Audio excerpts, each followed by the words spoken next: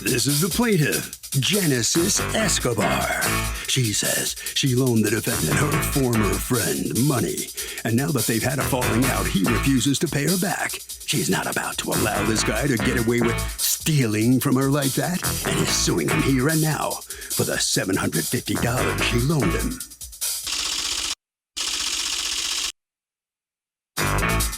This is the defendant, Michael.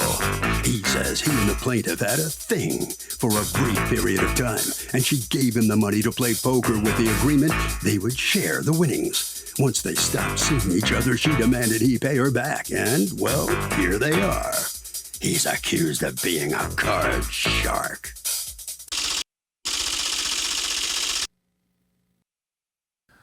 All parties, please raise your right hands. Welcome back to the People's Court. Next case in the docket. The plaintiff says that she is trying to get the defendant to pay her back money that she's owed, but because they had a falling out, he's not doing it. Now, the defendant says they dated briefly, and she gave him the money to play poker, and they agreed that they would split the winnings if he won. It's the case of you played poker because you're a joker. Thank you, Douglas. You're welcome.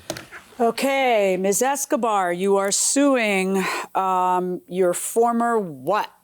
Friend? Boyfriend? It was a little, he was a friend, and yes, we messed around, but nothing serious. Okay, so former... fling. Okay, fling, whatever you want to... Okay. You're suing him for $750 that you fronted him that you say were loans. And according to you, those were business propositions. We'll talk to you in a moment. Michael, let me hear from Ms. Escobar. Hi, Your Honor. So they weren't necessarily business propositions. He was asking them as favors.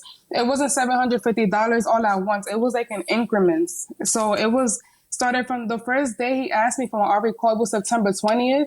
Up until around October 1st, if I recall from my memory. I sent the evidence and stuff. Okay. So, but you, every time that you gave him money, it was through a Cash App, right? So we know the actual dates of how you did it. Yes, Your Honor. Okay. Now, what was the idea when you were giving him money? How long had you known him? So, Your Honor, I didn't honestly know him for long. I know him for like a few months. Okay. By the time when he first started asking me for favors, I must have known him around 3 months. What do you mean by favors? What do you mean? Because it wasn't any business proposition. The first time he asked me for money is because his brother owed him something. And then the next time it was because he needed to pay off a car note. And then the other time he asked me to find him $200 because he wanted to like do some little weird thing with some card or whatever poker thing he was into. I don't know. I don't care. Okay, so but hold on a second. Wait a minute. What poker thing is he in? So it was some, I don't know, like he knows more about that. He could explain it to you. All he said that he needed me to find him $200 and that he was going to give it back to me. So I asked him, so what happened with my $200? He said that, it was nowhere to be found, that it was gone, and that he was going to pay me back when his job paid him again. So I said, okay, no problem. Is he a professional gambler, or he's just a guy who likes to gamble and is not good at it because he's constantly hitting up his woman for money? To be honest, Your Honor, I had no idea he was into gambling until he told me that he played poker, but not that he was into gambling. I didn't know he was a gambler. I thought he would just play poker recreationally. Ooh. Okay, so why would he need money for poker recreationally?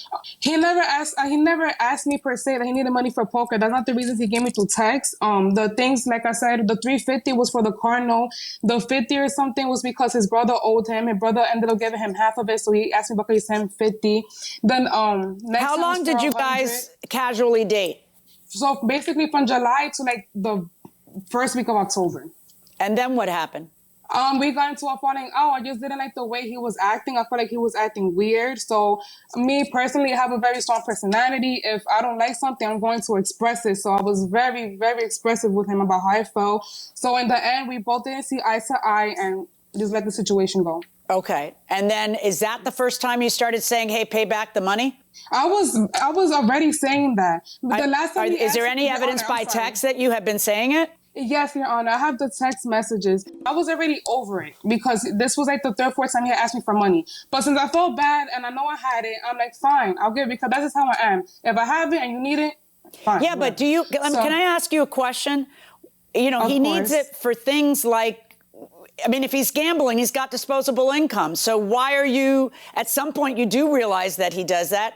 Why, and if you see that he's not paying you back, then at what point does all the money you keep giving this man turn into you trying to buy the love? Like at what point does it start to look like they're gifts and not loans? After the 350, I realized it. I'm like, after the 350 was a straw for me, to be honest. Really? Because you should have realized it before that, Yes. right? Like now you look back and you realize it's kind of goofy, right? Yes. Okay. All right. Yes. Let me hear from you. What happened here? What she's saying is basically true. She did loan me the money or whatever, but I told her that some of it will be a risk. Not the 350, the one for the car note. That's true. That was for my car note. The rest of it was more or less something as far as poker. And I told her, if I'm able to flip it, I'll hit you off. I'll give you your money back and some.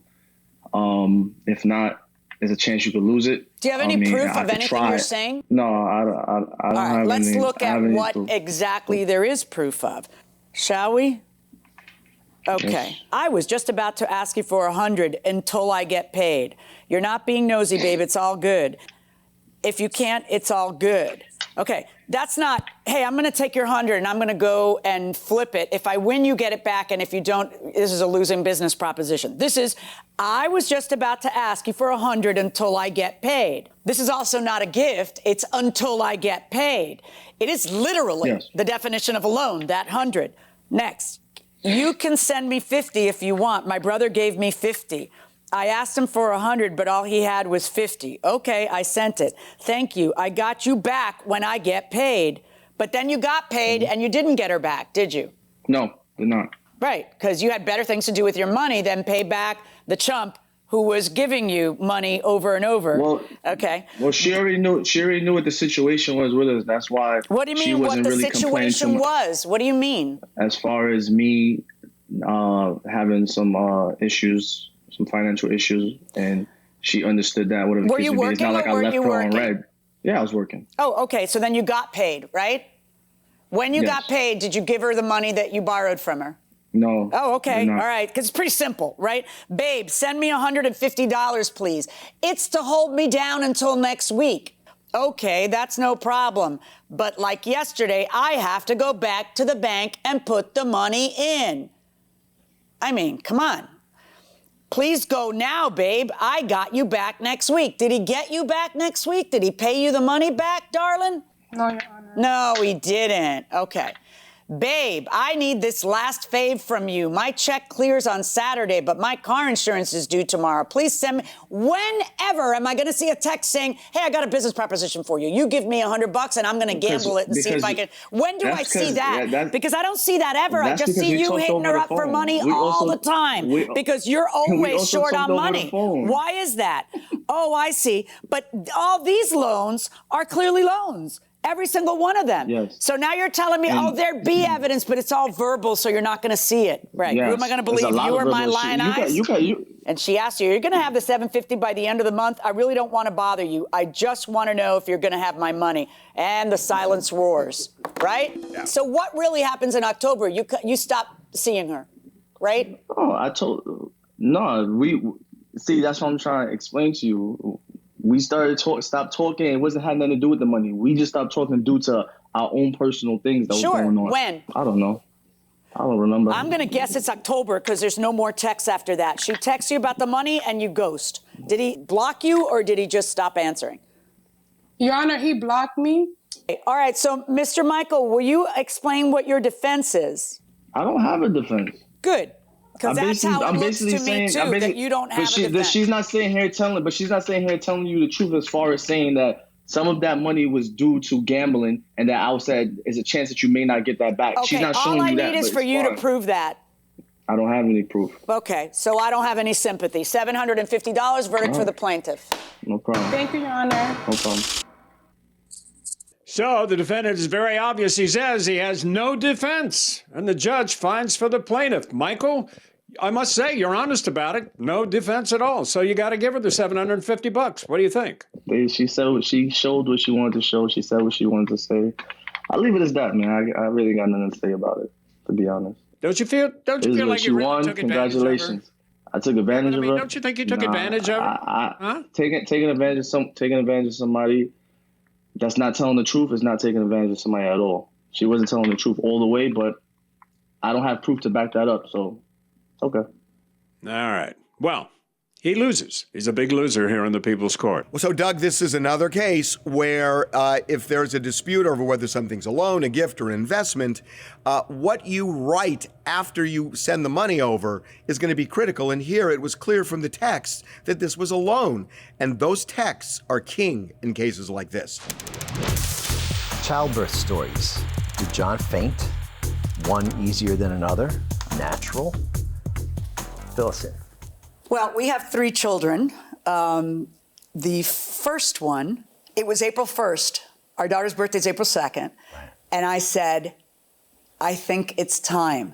And I was bending over in pain. You said, you're messing with me, right? You're just messing with me because it's April 1st. Yeah, because they have these fake contractions they call Braxton Hicks. Yeah, but I wasn't messing with you because it was April Fool's Day. I was actually having, so you just assumed that this was all fake. And then we went to the hospital. I could barely walk out of the car.